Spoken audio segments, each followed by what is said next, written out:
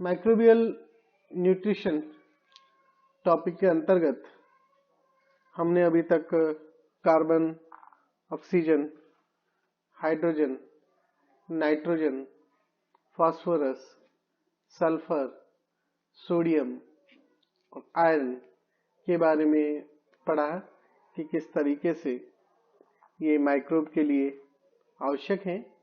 आज हम कुछ ग्रोथ फैक्टर के बारे में, विशेषकर विटामिन्स के बारे में जानकारी लेंगे। तो माइक्रो ऑर्गेनिज्म प्रायः ग्रो करते हैं और रिप्रोड्यूस करते हैं जब मिनरल्स और sources of energy, carbon, nitrogen, phosphorus, sulphur, वो उन्हें सप्लाई कर दी जाए।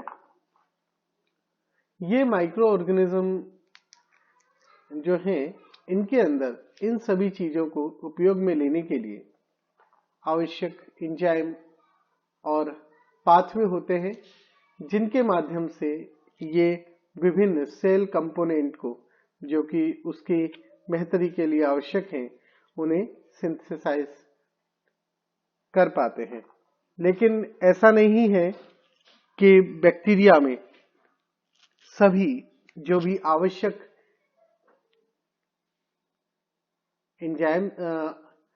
एंजाइम्स हैं वो मौजूद हों। तो कई माइक्रो ऑर्गेनिज्म में एक या अधिक आवश्यक एंजाइम अनुपस्थित हो सकता है, जिसके कारण से उन्हें उन पर बाहरी तौर पर भी, कुछ खास कंपोनेंट्स के लिए बाहरी तौर पर भी डिपेंडेंट रहना पड़ सकता है। तो इस कारण से, जैसा हमने कहा, क्योंकि डिपेंडेंट रहना पड़ सकता है, तो क्योंकि इनमें एंजाइम मौजूद नहीं है, तो ये सभी प्रकार के जो इंडिस्पेंसिबल कंस्टिट्यूएंट हैं उन्हें निर्मित नहीं कर पाते। इसलिए बहुत आवश्यक हो जाता है कि ये उन्हें या उनके जो प्रिकर्सर हैं उन्हें एनवायरनमेंट से प्राप्त करें। तो ये सारे के सारे जो कंस्टिट्यूएंट हैं, खास तौर पे जो ऑर्गेनिक हैं, तो organic compound required because they are essential cell component और precursor of such component and can not be synthesized by organism are called growth factor. तो क्योंकि बैक्टीरिया के अंदर, माइक्रो ऑर्गेनिज्म में कुछ खास प्रकार के सेल कंस्टिट्यूएंट का अगर निर्माण नहीं हो पाता है, उन्हें बाहरी तौर पे लेना इंडिस्पेंसिबल होता है, अत्यावश्यक होता है, एसेंशियल होता है। तो ऐसी स्थिति पर ये जो चीजें हैं, इन्हें हम ग्रोथ फैक्टर कहेंगे। तो 3 क्लासेस ग्रोथ फैक्टर की हम देखते हैं, जिनमें पहला है अमीनो एसिड्स, जिनको प्रोटीन सिंथेसिस में इस्तेमाल किया जाता है, प्यूरिन एंड पिरामिडिन और उनके प्रिकर्सर्स, जो कि न्यूक्लिक एसिड के सिंथेसिस के लिए आवश्यक हैं। और इसके अलावा जो तीसरा और महत्वपूर्ण ग्रोथ फैक्टर है वो है विटामिन्स, जो कि एंजाइम कोफैक्टर का अधिकतर या कुछ हिस्सा बनाते हैं। तो कुछ जो माइक्रो ऑर्गेनिज्म हैं, उनकी कुछ स्पेसिफिक रिक्वायरमेंट्स भी होती हैं। लाइक कुछ माइक्रो ऑर्गेनिज्म कई सारे विटामिन्स की मौजूदगी में ही ग्रो कर पाते हैं। जैसे इंटेरोकोकस फिकेलिस को अगर हम ग्रो करें तो उसे 8 डिफरेंट प्रकार के विटामिन्स की आवश्यकता बाहरी तौर पर होगी। इसी प्रकार से, ये तो बात ही विटामिन की, इसी प्रकार से हीमोफिलस इन्फ्लुएंजी को हीम फैक्टर की, हीम की आवश्यकता होती है, जो कि उसे हीमोग्लोबिन से या साइटोक्रोम से प्राप्त हो सकता है। तो ये हीम की मौजूदगी में ही ये जो हीमोफिलस इन्फ्लुएंजी है, ये ग्रो कर सकता है। कुछ माइकोप्लाज्मा को कोलेस्ट्रॉल की ग्रोथ के लिए आवश्यकता होती है। तो अलग अलग माइक्रो ऑर्गेनिज्म की अलग अलग ग्रोथ फैक्टर की रिक्वायरमेंट होती है। साथ ही एक चीज और आपको मैं याद दिला दूं कि कई सारे माइक्रो ऑर्गेनिज्म बड़ी मात्रा में विटामिन का सिंथेसिस भी करते हैं और इनका उपयोग हम इंडस्ट्रियल जो सिंथेसिस है विटामिन का उसके लिए करते हैं, इंडस्ट्रियल प्रोडक्शन के लिए। जैसे कि राइबोफ्लेविन जो है वो क्लोस्ट्रीडियम के जरिए, कैंडिडा के जरिए, एस्बिया, एरिमोथेसियम आदि के जरिए इंडस्ट्रियल मतलब लार्ज क्वांटिटी में ये विटामिन को सिंथेसिस करते हैं राइबोफ्लेविन को, जिसका इंडस्ट्रियल एप्लीकेशन है। इसी तरह को एंजाइम ए के लिए जो इंडस्ट्रियल एप्लीकेशन हम जिस माइक्रो ऑर्गेनिज्म की देखते हैं वो है ब्रेबी बैक्टीरियम। विटामिन B12 को बहुत बड़ी मात्रा में स्ट्रेप्टोमाइसिस, प्रोपिनी बैक्टीरियम, सूडोमोनास के जरिए सिंथेसिस किया जाता है। विटामिन सी का जो सिंथेसिस है वो ग्लूकोनोबैक्टर, एर्विनिया और कोरिनी बैक्टीरियम के माध्यम से काफी ज्यादा किया जाता है और इसका इंडस्ट्रियल उत्पादन में, औद्योगिक उत्पादन में इन बैक्टीरिया का उपयोग किया जाता है। इसी प्रकार से कैरोटीन का सिंथेसिस ड्यूनेलेलिया से होता है और इसका इंडस्ट्रियल उत्पादन इसी से किया जाता है। विटामिन डी हमें सैकरोमाइसिस जो कि एक फंजाई है उससे होती है।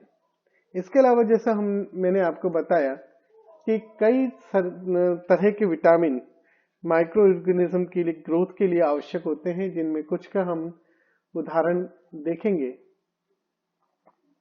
जैसे ल्यूकोनोस्टॉक मीसेंटेरोइडिस जो बैक्टीरिया है, ये बायोटिन की प्रेजेंस में जब हम एक्सटर्नल सप्लाई देते हैं कल्चर में बायोटिन की, तभी ये बैक्टीरियम ग्रो कर पाता है, अदरवाइज ये बैक्टीरियम उसमें ग्रो नहीं कर पाएगा। ये इस बैक्टीरिया के लिए एक प्रमुख ग्रोथ फैक्टर है। साइनोकोबालेमाइन या विटामिन B12 लैक्टोबैसिलस स्पीसीज में सिंथेसिस उसका नहीं होता है, इसलिए लैक्टोबैसिलस स्पीसीज के अंदर साइनोकोबालेमाइन की बाहर से आपूर्ति देनी पड़ती है। ये उसके लिए ग्रोथ फैक्टर है। इंटेरोकोकस फिकैलिस को बाह्य स्रोत से फॉलिक एसिड की आवश्यकता होती है, क्योंकि इस बैक्टीरियम में फॉलिक एसिड बनाने के लिए कोई पाथवे मौजूद नहीं है। ये पूरी तरह से फॉलिक एसिड के लिए बाह्य स्रोत से आपूर्ति पे निर्भर होता है। लैक्टोबैसिलस कैसी, इस बैक्टीरिया में लिपोइक एसिड जो एक विटामिन है, लिपोइक एसिड की जो कोफैक्टर है विटामिन के लिए, उसकी आवश्यकता होती है और इसकी अनुपस्थिति में ये बैक्टीरियम ग्रो नहीं कर पाता है। पेंटोथेरिक एसिड की आवश्यकता प्रोटियस मॉर्गेनी को होती है। प्रोटियस मॉर्गेनी के अंदर पेंटोथेनिक एसिड निर्मित करने के लिए पाथवे मौजूद नहीं है।